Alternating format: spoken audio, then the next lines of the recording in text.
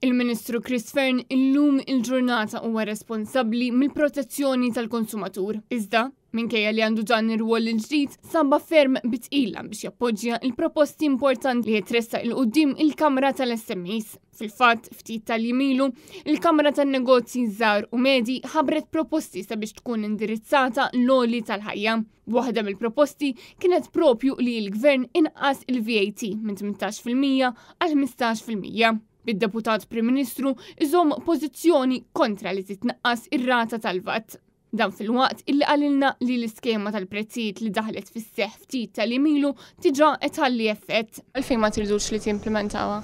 Il-Ministru tal-Finanzi diġà spjega il-pożizzjoni tal-Gvern u jiena nżomma l-istess kummenti tal-Ministru tal-Finanzi. Xi raġuni partikolari, però għax ħafna nies mhumiex ilaħqu sal-aħħar tax-xahar. Ejna naħseb illi kif si rispondejt diġà propju dak li daħħalna fil-bidu ta' dan ix-xahar, ġifieri ftit tal-ġurnat ilu, diġà beda juri, jiena ġifieri diġà kellmuni xi nies, diġà beda juri l-effett tiegħu li l-prezzijiet anke stanna s-sarħan tal-moħħ li l-prezzijiet ta' dawk il-prodotti li l-aktar li jużaw il-familji tagħna ħajbqgħu stabbli għax li ġej. Din il-ġimgħa stess, il-Ministru tal-Finanzi Clyde Caruana kompla jinjora l-appelli li qed isiru minn diversi korpi kostitwiti. Appelli li saru bilan li l-Gvern immexxi minn Roberta Bela ikun jista' jindirizza tassew il-pjaga tal-għoli tal-ħajja.